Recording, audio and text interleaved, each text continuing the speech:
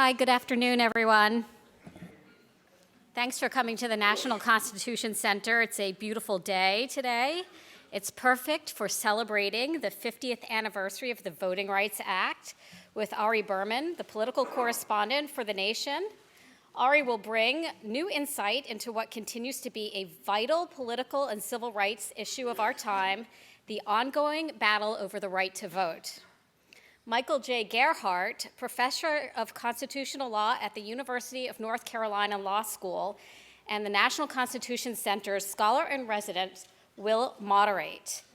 A book sale and signing of Ari Berman's book, Give Us the Ballot, The Modern Struggle for Voting Rights in America, will follow the program at the museum store. First, a couple of housekeeping notes. If you could please silence your cell phones, that would be great.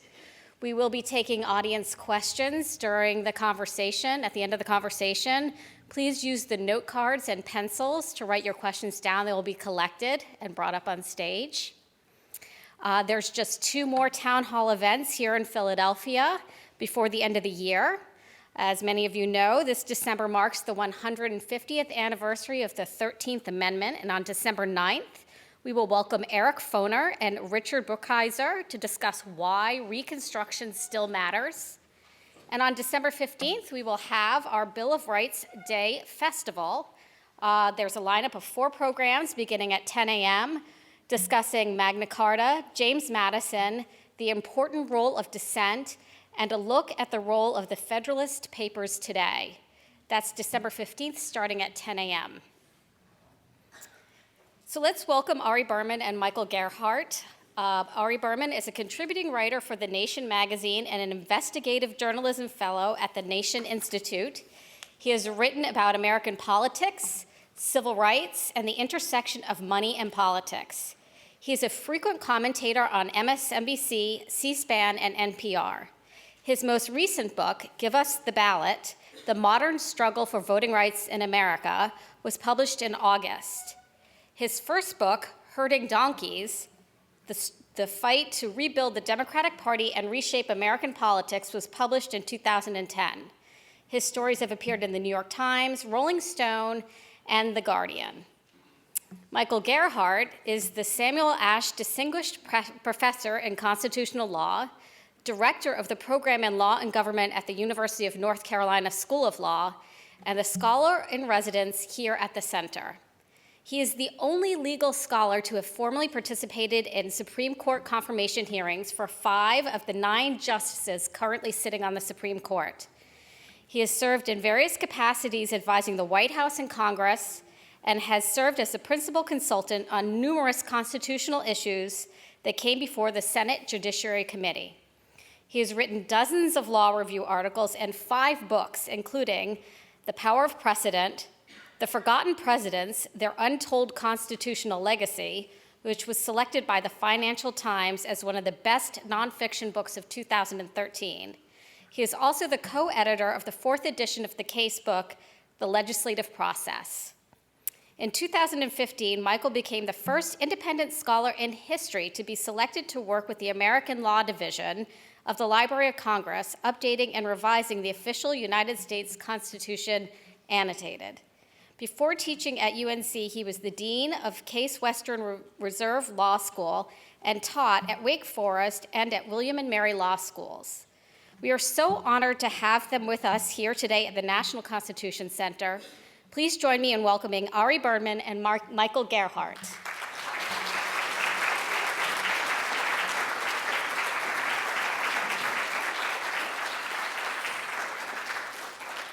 Thank you. Thank you for the great introduction and particularly for the chance to be here today. I think we're enormously lucky to have Ari Berman here today. His book is extraordinary in a number of respects, not the least of which is it couldn't be more timely. But let me sort of begin by a little bit on a personal note. I grew up in Mobile, Alabama, which figures in this book. I'm currently teaching at UNC Chapel Hill.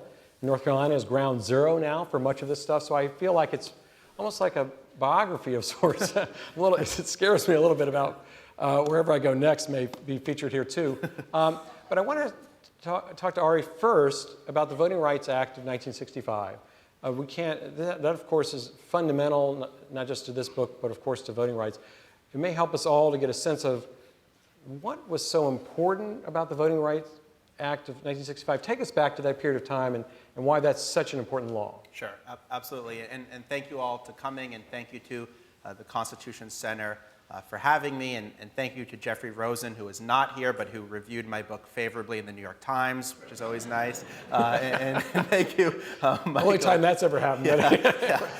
And then when I saw that Jeffrey was reviewing it, I was like, uh-oh, I'm going to get the Rosen treatment. But he was very kind about the book. And then thank you, Mike, for doing this. So the Voting Rights Act was not only one of the most significant, if not the most significant, piece of civil rights legislation passed during the 1960s, but it's one of the most effective and powerful pieces of legislation ever passed by the Congress. Because we had a situation before the Voting Rights Act was passed where essentially an entire segment of society in an entire region of the country was prevented from participating in the political process. In Selma, Alabama, for example, where all the protests occurred, only 2% of African Americans were registered to vote before the passage of the Voting Rights Act. In Mississippi, only 6.7% of African Americans were registered to vote. And the U.S. was really not a functioning democracy in any real sense of the word. And so the Voting Rights Act changed this in a few really significant ways. You're a law professor, so you know this, but I'm not a lawyer, but I'll just play one for a few minutes. Sure. The first thing that the Voting Rights Act did is it got rid of the literacy tests and related devices that had prevented people from being able to register for such a long time. So when you went to register in Selma, for example, if you were African American, you no longer had to name all 67 county judges to be able to get on the voting rolls. Something that I'm fairly certain the 67 county judges themselves would not have been able to do had they been asked. So those tests were gone. And then within days of the act passing, federal officials were in the South to register voters. And you saw a massive increase in voter registration very, very quickly. Hundreds of people registered within days, and then thousands, and eventually millions along the line. And then federal officials stayed in the South to make sure that elections were not stolen, that there would be free elections in places like Selma. And then over a longer period of time, and this was the subject of the latest Supreme Court decision, what the Voting Rights Act said was that those states with the longest histories of voting discrimination had to approve their voting changes with the federal government. And that was so important because of the history of Reconstruction in this country, which is we fight a civil war to end slavery, and you can learn all about it at the National Constitution Center. And then we passed 3 amendments to the Constitution, 13th, 14th, and 15th, to give people rights to enfranchise people who had been disenfranchised for so long. And there are 22 black members of Congress in the South during Reconstruction. There are progressive whites joining with African Americans to have interracial governments all across the South. Then the federal government leaves after the disputed election of 1876. We begin to see things like poll taxes and literacy tests and grandfather clauses and property requirements backed up by wide-scale violence and fraud. And so what the Voting Rights Act was saying was we're not going to allow, as this country, a situation where we're going to disenfranchise, re-enfranchise, and then disenfranchise people all over again. Right. So there's several parts of the Voting Rights Act that are going to turn out to be important for the story you're going to tell. There's sections 2, 4, and 5. Do you want to talk about those briefly?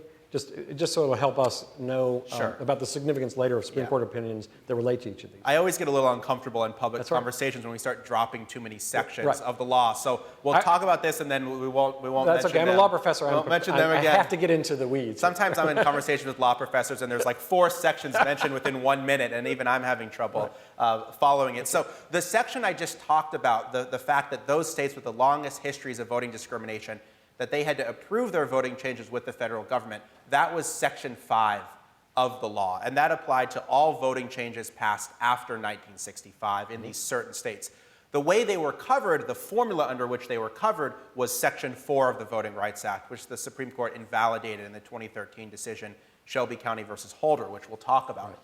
And then there's another part of the Voting Rights Act which still exists, which is Section 2 of the Voting Rights Act. Section 2 applies nationwide. It covers all voting changes, not just those adopted after 1965. And it creates a mechanism for striking down discriminatory election systems across the country. And so these different sections of the Voting Rights Act all work together, often in tandem, to really democratize all aspects of this country. So, and of course, the political coalition that's necessary to keep the Voting Rights Act together continues to thrive through many of the years after 1965. But I want to sort of look a little bit at why the Voting Rights Act of 1965, in spite of that sort of stellar and extraordinary beginning, begins to sort of develop some opposition. Yeah. So we're going to fast forward a little bit into a period of time in which the Voting Rights Act begins to encounter some opposition, both within the administration, Congress, and ultimately the courts. First, let's think about within the administration, because within Congress it stays stable for at least a fairly long period of time. But what develops within the administration in terms of opposition or resistance to the act that may shape its future? So one of the things you realize is that the right to vote has always been contested throughout American history. If you look at when the Constitution was ratified, right here in Philadelphia, just steps away, only white male property owners could vote. And the founders made a very conscious decision that that would be the case, that they would specifically, despite the rhetoric of all men are created equal, which of course excluded women to begin with, but despite this lofty rhetoric, they made a very conscious decision that they were going to exclude many people from the very democratic rights they were heralding. And then even when we've passed amendments to give people the right to vote, the 19th Amendment, for example, giving women the right to vote, that was a right that almost exclusively applied to white women. And then you look at the 15th Amendment, which very clearly says that the right to vote shall not be denied or abridged on the basis of race, color, or previous condition of servitude. The 15th Amendment was basically ignored for almost 95 years, and that's the reason why we had to pass the Voting Rights Act in the first place. And I think when Lyndon Johnson signed the Voting Rights Act in 1965, he was hoping that the Voting Rights Act would end this debate once and for all. He compared the law to America's final victory against slavery. And he believed that he had solved this problem. But what I realized when I wrote this book is that this debate was never settled. Well, of course, Johnson also said we might be losing the South for at least a generation. So that there were both legal and political dimensions to how the law was challenged. Right. There were legal dimensions in that the southern states immediately challenged the constitutionality of the Voting Rights Act and kept trying to think of new and ingenious ways to try to thwart the power of the law and challenge it both in court and then also challenge it in terms of what they could get away with at the state level and the local level. Then there was a political dimension to it, which is the Voting Rights Act enfranchised many, many new voters, but it also led to a backlash in the South. The Civil Rights Act of 1964, the Voting Rights Act of 1965, the Fair Housing Act of 1968, these were all controversial pieces of legislation. And what you see is that as the African American electorate in the South grows, there is a conservative white constituency in Southern politics that is up for grabs now, that the Democrats no longer have a stranglehold over, like they did in the Jim Crow era. And Republicans making a very aggressive effort to try to win these voters. And Richard Nixon does this in 1968 with his Southern strategy. And a key plank of the Southern strategy is that the administration will no longer enforce the Voting Rights Act and will essentially try to gut it. And so that becomes really the beginning of a really titanic battle. And I really see it as the beginning of a civil war within the Republican Party over the issue of voting rights, because all of those Southern Democrats who are opposed to civil rights, they leave the Democratic Party in the 1960s. And the Democratic Party is by and large supportive of civil rights, but the Republican Party is very, very conflicted. They are split between Southern conservatives and Midwestern, Northern moderates, and this plays out for decades within the GOP. Well, of course, the conservative movement itself isn't just confined to the South, and it becomes extremely important as we move from the Carter presidency to the Reagan presidency. So talk to me and all of us a little bit about what happens with that movement from going from the years when President Carter's in office to the Reagan administration and some of the battles that are arising within the Reagan administration and how they relate to voting rights. Yeah. Well, I basically tried to tell two intertwining narratives in the book. The first was a narrative of revolution, how we got someone like John Lewis in the Congress, how we got President Obama as president, how all levels of this country were integrated and democratized for the first time. But I also tell a narrative of counter-revolution, that there's been a 50-year effort to try to roll back the Voting Rights Act and roll back the advances of the 1960s. And really the key turning point in this story is the election of Ronald Reagan. Because Reagan is someone who opposes the Civil Rights Act of 1964, the Voting Rights Act of 1965, and the Fair Housing Act of 1968. So he is on the wrong side of the three most important pieces of civil rights legislation in the 1960s. And he actually kicks off his general election campaign for president in Neshoba County, Mississippi, where the civil rights activists Cheney, Goodman, and Schwerner were murdered in 1964. And 16 years to that day, almost literally, Reagan goes to Mississippi and says, "I believe in states' rights," which has always been a code word for segregation. So Reagan signaled that, as one NAACP activist put it, he wasn't just going to put civil rights on the back burner, he was going to take it off the stove completely. Mm-hmm. But even as significant as Reagan was the fact that there was a whole new generation of conservative intellectuals who came to Washington to work in the Reagan Justice Department and other agencies. And these people included a young lawyer by the name of John Roberts, of course now the Chief Justice of the Supreme Court, another young lawyer by the name of Sam Alito, another young lawyer by the name of Clarence Thomas. These are all people who worked in the Reagan administration.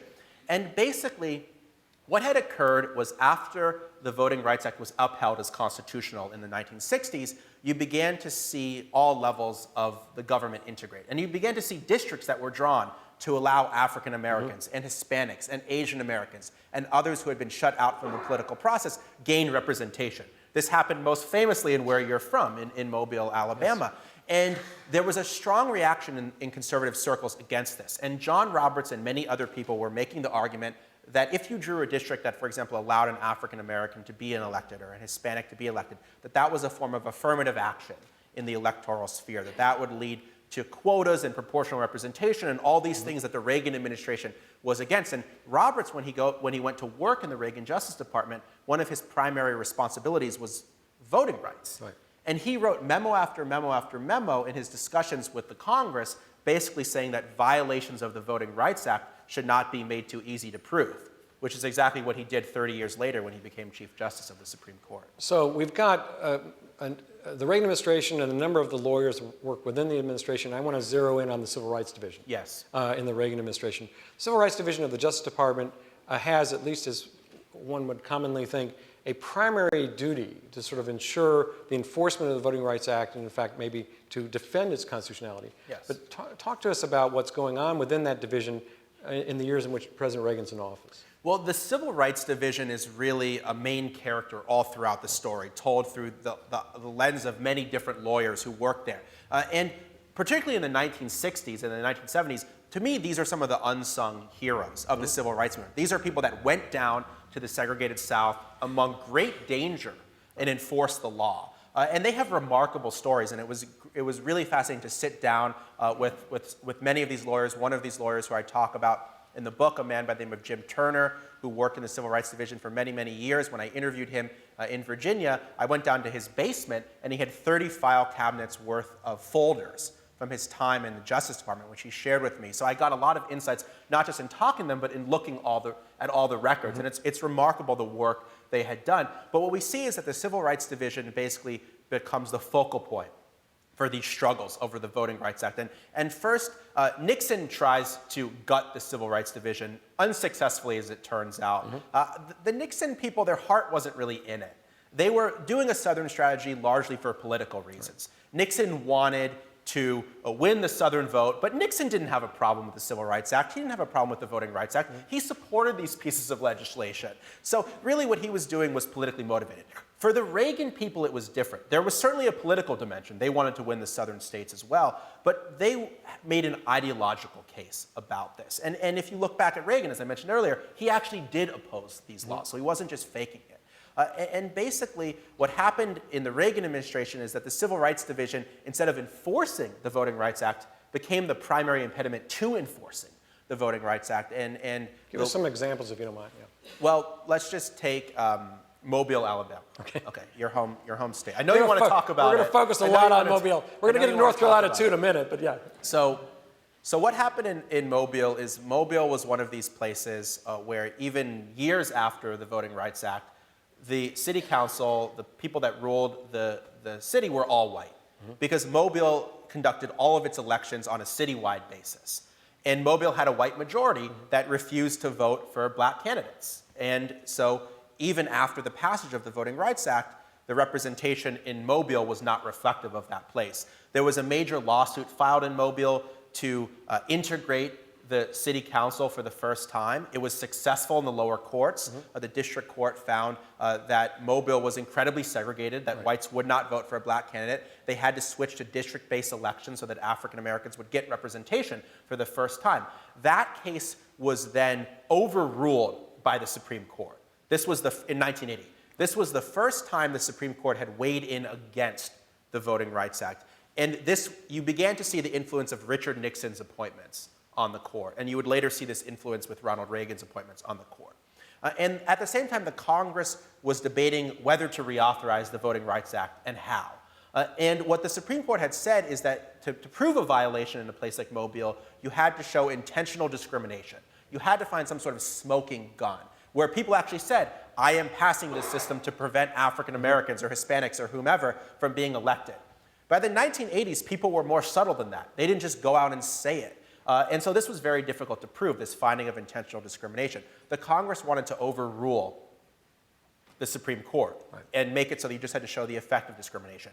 John Roberts and all of the lawyers in the Civil Rights Division in the Reagan Justice Department were fighting tooth and nail to preserve this finding of intentional discrimination, which would have absolutely crippled the Voting Rights Act. The Congress overruled them, but it's interesting because this part of the Voting Rights Act that they were fighting, which was Section 2 of the Voting Rights Act, is what remains of the Voting Rights Act today. So had John Roberts have been successful in the 1980s, there would be no Voting Rights Act for in any real sense of the term today. And obviously one of the people helped pushing this legal argument is Brad Reynolds, who heads up the Civil Rights Division.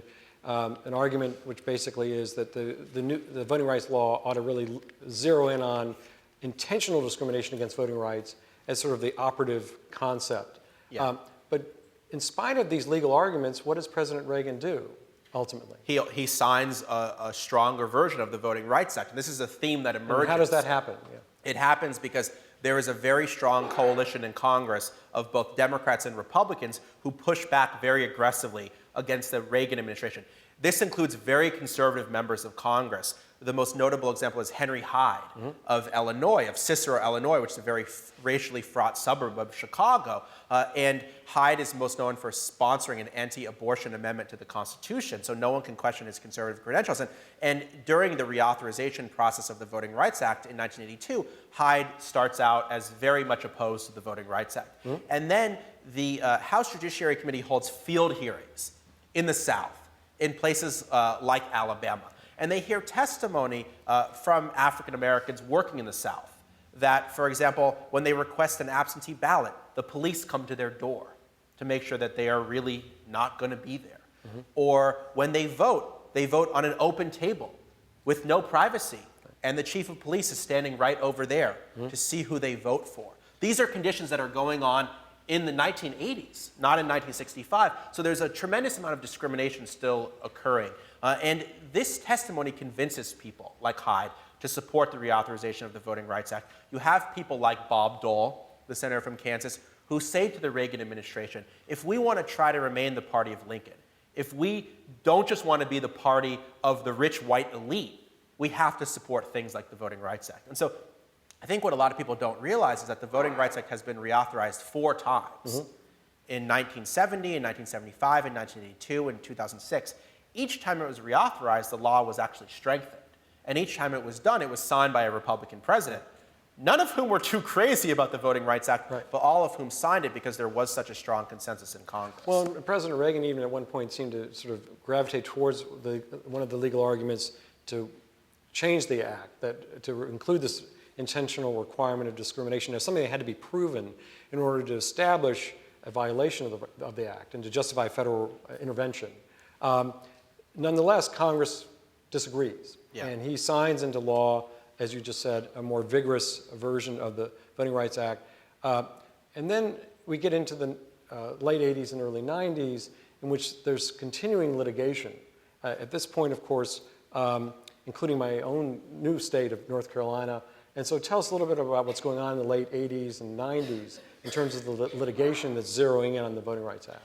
Yeah, so what happens in the 90s in particular is that there are districts that are drawn to create what are known as majority-minority congressional districts. So congressional districts that will elect African Americans, Hispanics, other minorities to the Congress for the first time. Because up until the 1990 redistricting cycle, there was a shocking level of underrepresentation in Southern politics. There are only 4 black members of Congress from the South in 1990, which is unbelievable. I mean, you had no black representatives from Alabama, from Mississippi, from all of these southern states where you had huge black populations. You had no Hispanic members of Congress from all of these states. And so there's a very conscious effort to draw these districts, but it becomes very controversial because they're drawn in such a way to pack as many Democratic voters into as few districts as possible. So Republicans are on the one hand supporting the creation of these districts to try to maximize Republican gains elsewhere.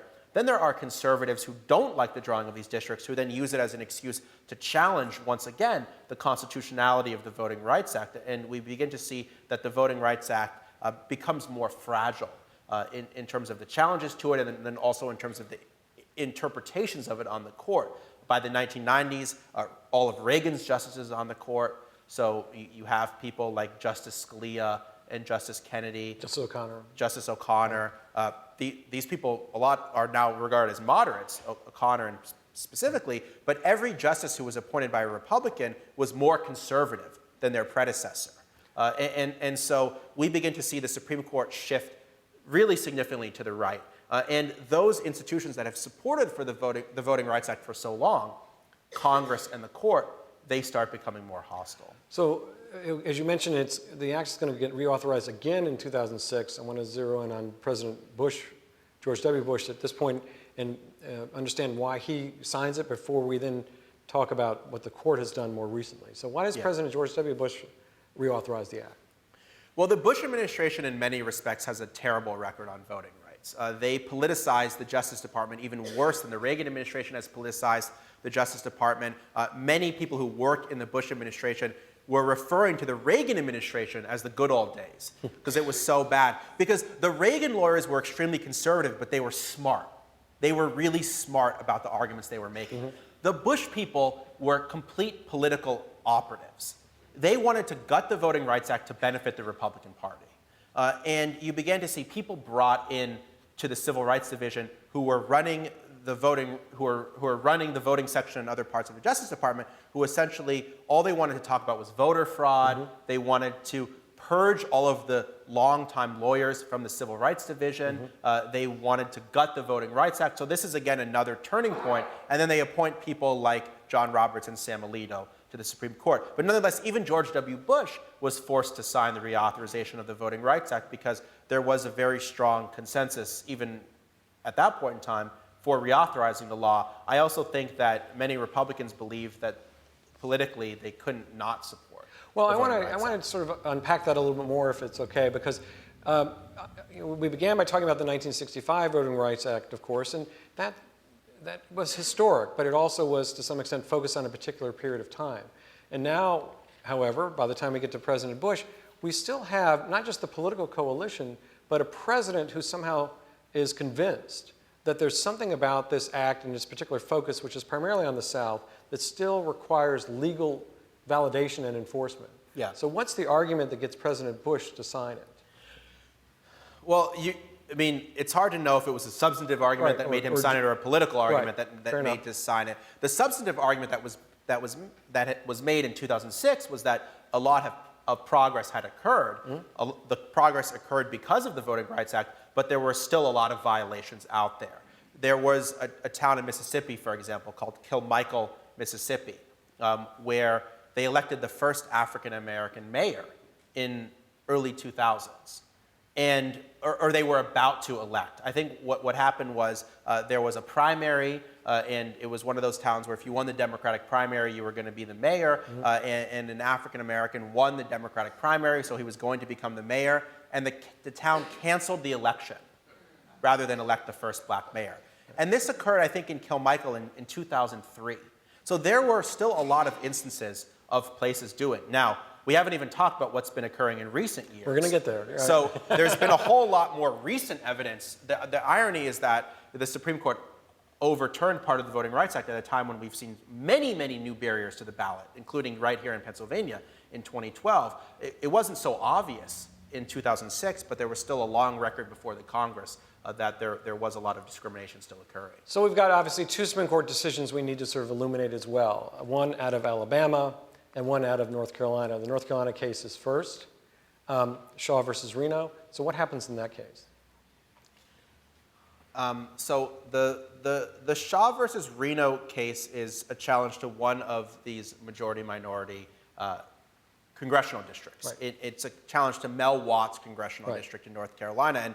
And North Carolina is a place where the last remaining black member of Congress in the early 1900s was from, a guy by the name of George White. And George White, when he was essentially expelled from the Congress because white supremacy had become so vicious in North Carolina, said that, that he was leaving, but that he would rise again like a phoenix from the ashes.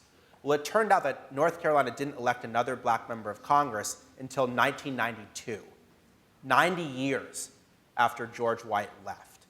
And so this was historic. The fact that people like Mel Watt were elected to the first time to the Congress in 1992 was really historic, but then there was a challenge to that district, and basically the Supreme Court said that his district was a form of racial gerrymandering, and that you couldn't go too far in terms of drawing a district that would allow an African American to be elected.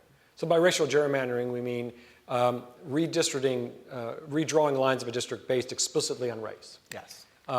And then that case, of course, is going to be important, not just for explaining what we're seeing today to some extent, but the other critical case is Shelby County. Yeah. And what happens there. Yeah. So the Shelby County case is the case that overturns a key part of the Voting Rights Act in 2013. And it doesn't overturn the requirement that those states with the longest histories of voting discrimination have to approve their voting changes with the federal government. It overturns the formula under which those states are covered. So it basically turns this part of the Voting Rights Act into a car with no engine. And what Chief Justice Roberts says is that the country has changed dramatically since 1965, but the Voting Rights Act has not. It has not modernized sufficiently. And he points to the very successes of the Voting Rights Act, not just the election of President Obama, but the election of black mayors in places like Selma, Alabama, and Philadelphia, Mississippi, where Cheney, Goodman, and Schwerner were murdered to justify the gutting of the Voting Rights Act. And so as a result, all of those states that for so long had to approve their voting changes, they no longer had to do so. So what the Voting Rights Act constrained, if not sort of gutted to some extent in the most recent Supreme Court decision, that opens the door, I think, to some of the laws we're looking at now. Yeah.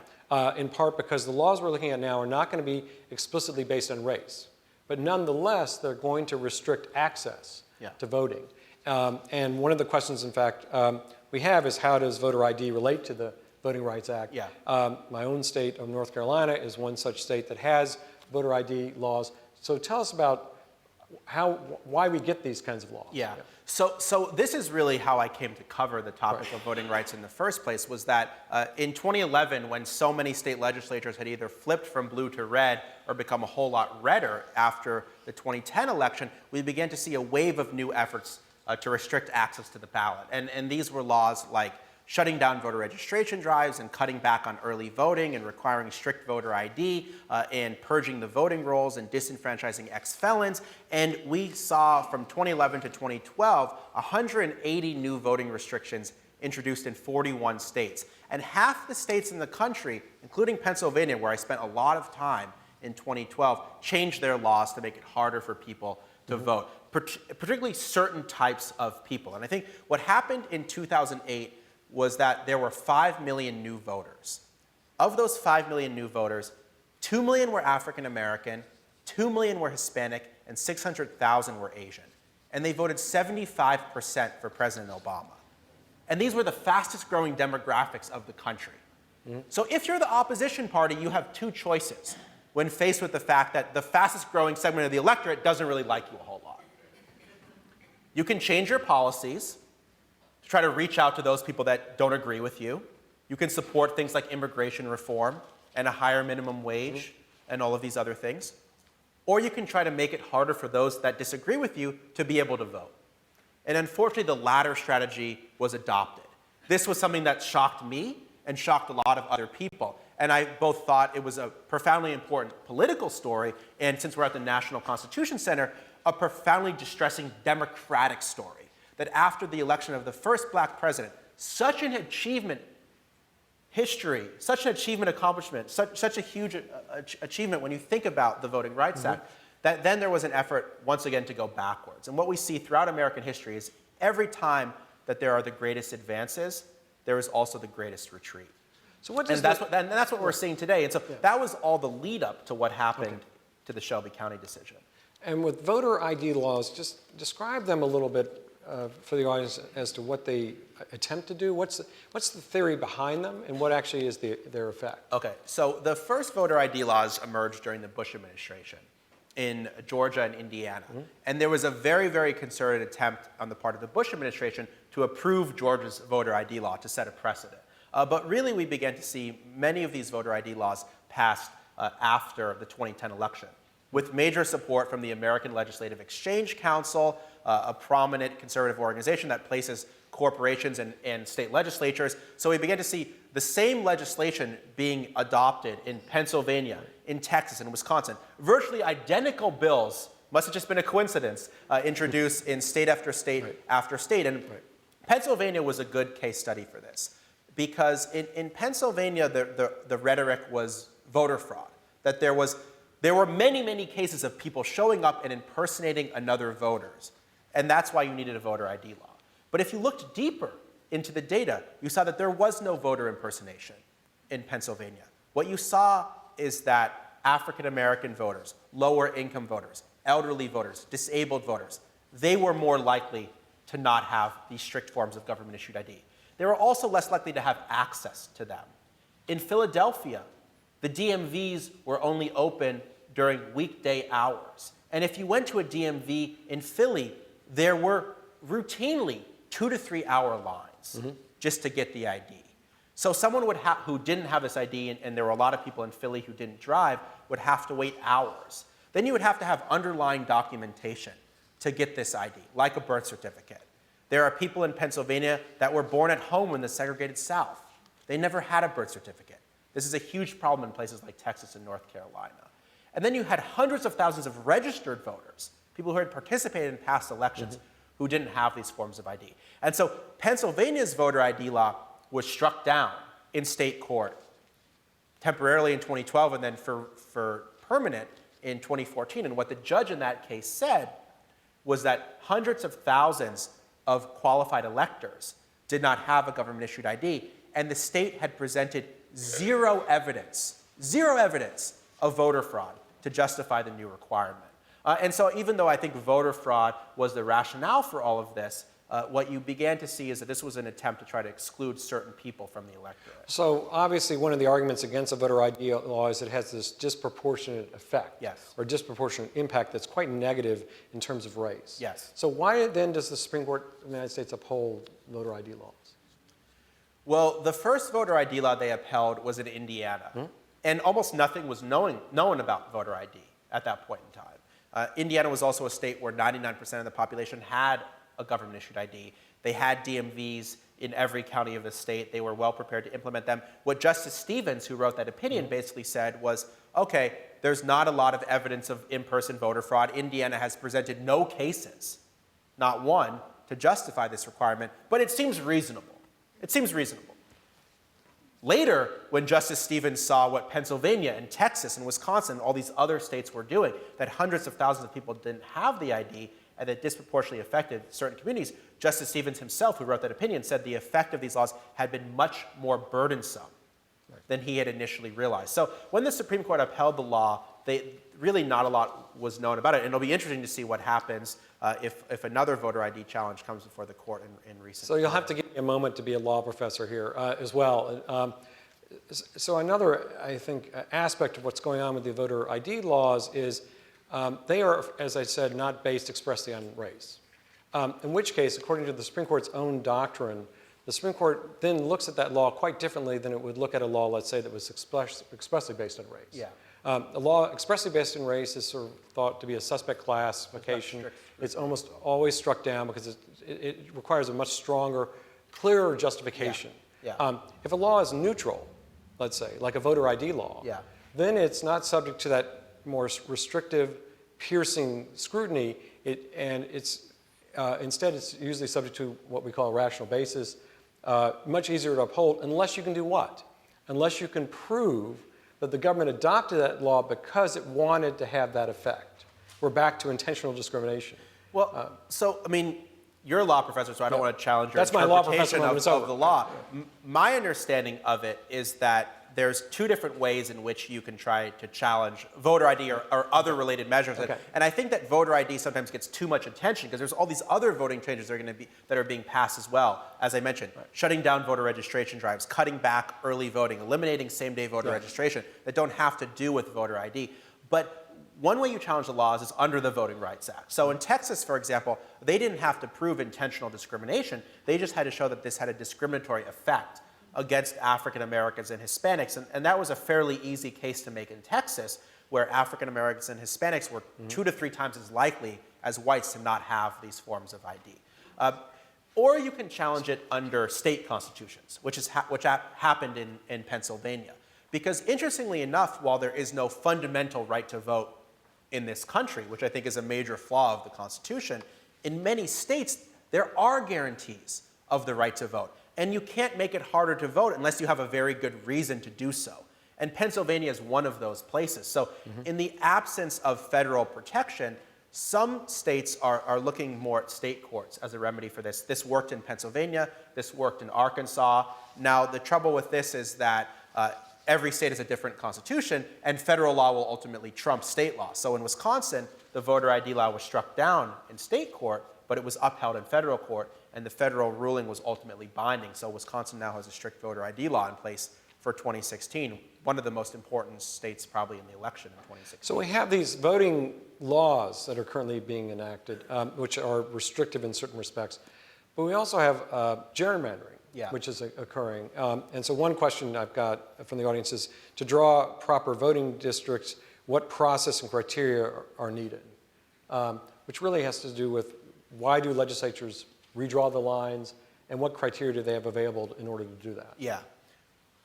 Well, I mean, the Supreme Court has not given us a whole lot of guidelines. I mean, basically the idea is that districts are supposed to be equal in population and relatively compact. Beyond that, there are not a whole lot of grounds, and that you can't draw a district specifically for racial reasons. But you can draw districts specifically for partisan reasons, which is a big problem. Pennsylvania, for example, has 18 congressional districts. Pennsylvania is a state that was won twice by President Obama. It was won twice by President Clinton. So you would assume that if it was carried by Democrats in all of these recent presidential elections, that it would have a majority of Democrats in the congressional delegation. No. Of the 18 congressional districts in Pennsylvania, 13 are held by Republicans. Democrats only hold 5 seats in Pennsylvania, even though it's a blue state on the presidential level. That's because Republicans controlled the legislature after 2010. They drew the state lines. They drew them to pack as many Democrats into as few districts as possible. And so when Republicans won the 2010 election, they didn't just win one election. They won they won elections for 10 years because they got to draw the lines. And what we're seeing is that it's very, very difficult to unseat members of Congress, to unseat state legislatures because they've been packed in to such safe gerrymandered districts. And the Supreme Court hasn't given us any criteria under which to challenge that. So I also want to sort of take a moment, a North Carolina moment, if you'll allow me, because you talk a lot about the great lawyers, the great leaders, a lot of the great politicians in a number of different states, including North Carolina, one of whom is Julius Chambers, graduate of the UNC Law School, just truly one of the great lawyers and people, my colleague for a few years at the University of North Carolina. Can you talk a little bit about his own contributions to sort of the fight for voting rights and how he is part of the story you tell in the book? So one of the things I tried to do in the book was tell the stories of some of these unsung heroes of the civil rights era and after. Many of these lawyers either worked for the Justice Department or outside the Justice Department with groups like the NAACP, Legal Defense Fund. And they were these incredibly heroic characters that when Julius Chambers was someone who desegregated schools, filed lawsuits desegregating schools all across the South. His house was firebombed. He was once holding a mass meeting at a church, and a car blew up outside. His car was firebombed. And one of his other lawyers asked him, "What do you want to do?" He looked outside and he said, "I don't know about that car, but this meeting is continuing." And I mean, the unbelievable obstacles that these people faced was really remarkable. And so Julius Chambers was someone who was head of the NAACP Legal Defense Fund and filed many of the lawsuits that then led to the integration of North Carolina politically. And so it's been such a sad story to then see North Carolina go backward in such extreme ways in recent time. And if I could just talk about what's happening there today. Please do. So, I mean, one of the things that the Supreme Court said in the Shelby County decision in 2013 was that voting discrimination was largely a thing of the past. And if that was true, you would have expected there to be really no action after the Shelby County ruling, because if there wasn't a problem, then nothing would have occurred afterwards. But the opposite has been true. The first thing that occurred after the Shelby County decision was that laws that had been blocked as discriminatory under the Voting Rights Act, like Texas's voter ID law, were allowed to go into effect. So laws that we knew to be discriminatory were allowed to go into effect. Then states passed more sweeping voting restrictions, and North Carolina was the first place to do this. Right. North Carolina passed this sweeping restructuring of its election system just a month after the Supreme Court's decision. They cut back early voting. They eliminated same-day voter registration. They required strict voter ID. They eliminated pre-registration, which was taught to 16 and 17-year-olds, so that when they turned 18, they were registered. They eliminated public financing of judicial elections. They even eliminated Citizens Awareness Month, which the state had run to encourage people to register. All this was put in one bill, and it was done a month after the passage, the gutting of the Voting Rights Act. And this was so interesting for me because when this was occurring, I was at the LBJ library studying the history of the Voting Rights Act. So all day I was studying the Voting Rights Act, and I was looking at the incredible amount of blood and the incredible amount of work and thought and effort that went into the passage of this law, both within the civil rights movement and within the Johnson administration. This was a remarkable undertaking just to get a Voting Rights Act. This was a piece of legislation that Lyndon Johnson didn't even believe would be possible in 1965 until the events of Selma forced him to do this. Then I left the LBJ library and I turned on the news and I saw that North Carolina was making a complete mockery of the very law that I was studying. And previously, North Carolina would have had to approve these changes with the federal government. And there was no way this ever would have been approved because there was clear evidence that African Americans and other minority groups were more likely to use early voting, were more likely to use same-day voter registration, were more likely to not have a government-issued ID. But not only that, I don't think this bill would have even ever passed in the first place had it not been for the Supreme Court's decision. The legislature would have known that this was going to be blocked and they wouldn't have done it. But now they got a green light. And one of the legislators there expressly said after the Supreme Court's decision, now we can go with the full bill. No one knew what the full bill was until they actually saw it. But this was shocking to see. So in Texas and North Carolina, these southern states have once again become ground zero in the fight for voting rights. So let me play devil's advocate a little bit here. Is there any good faith argument to be made on behalf of these voter ID laws or these more restrictive laws? What would be the strongest argument in favor of them that would be not discriminatory? Well, I mean, I think there would be a good faith argument if there was a need for them. But there's not a need for them. There are less obtrusive ways to verify who you are. And I wouldn't even have a problem with less restrictive voter ID laws. I wouldn't have a problem with requiring some sort of ID. But what I have a problem with is requiring an ID that not everybody has. And not just that. People say, well, you need an ID to get on a plane or buy Sudafed. But you don't need strict forms of government-issued ID to do a lot of these things.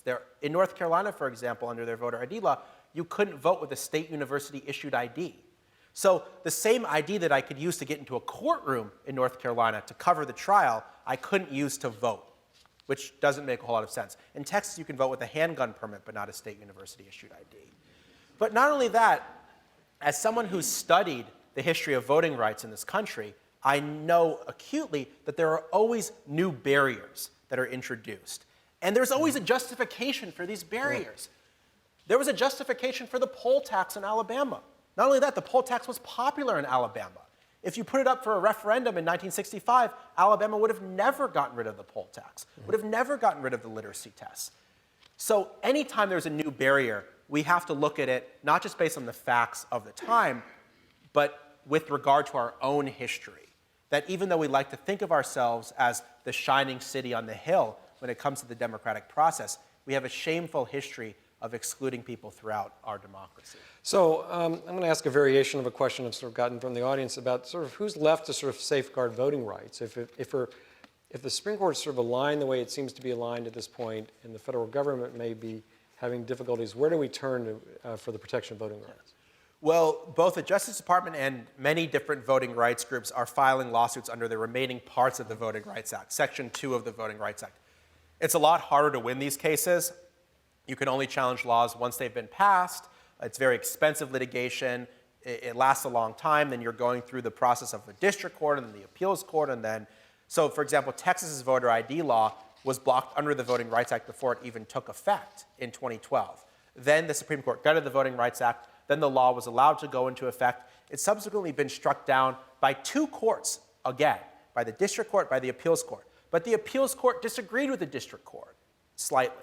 So now it's back in effect. So this law has been struck down 3 times and yet remains in effect. And this is the challenge of litigating under the Voting Rights Act as it is now. As I mentioned, there's also state constitutions to file things.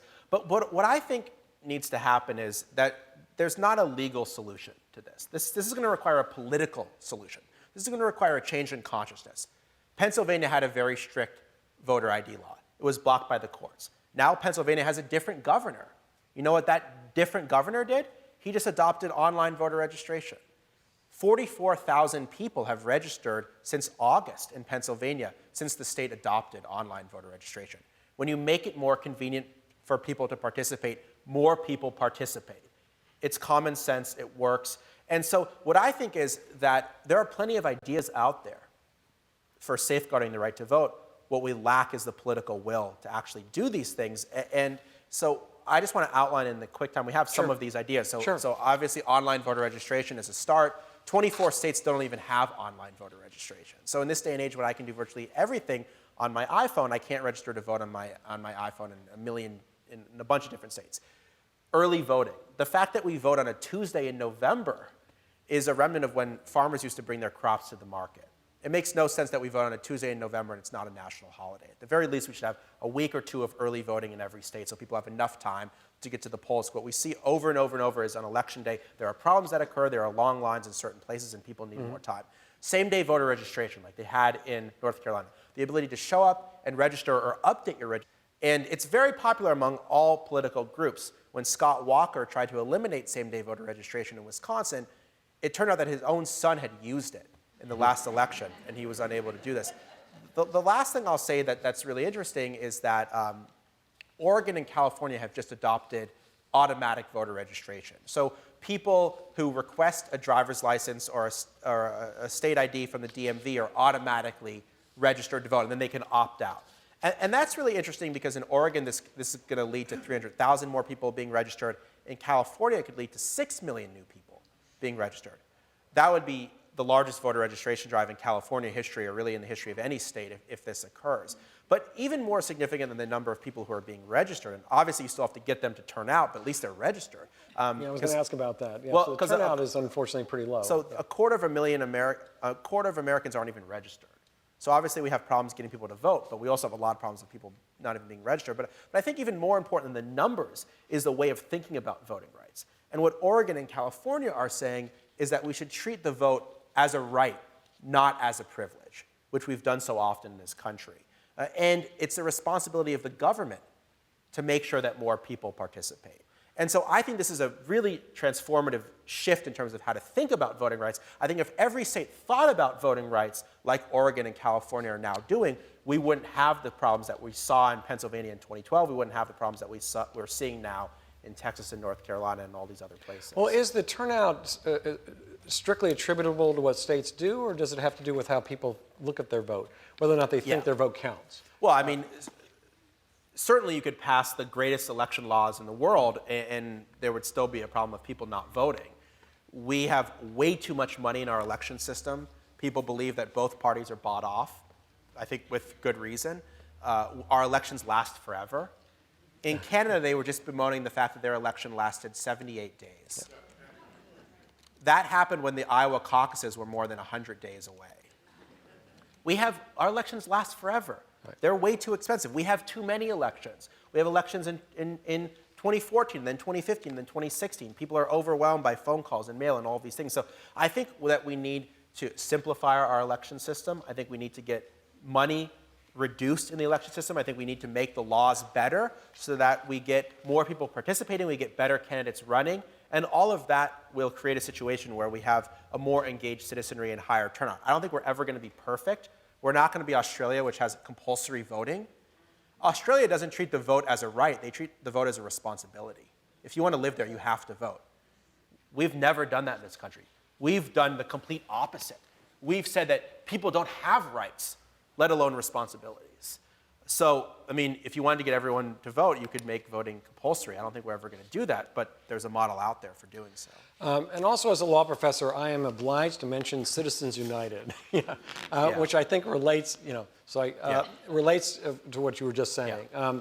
So that, of course, is a Supreme Court case that basically said that corporations can't be limited in the extent to which they can spend money on campaigns. Yeah.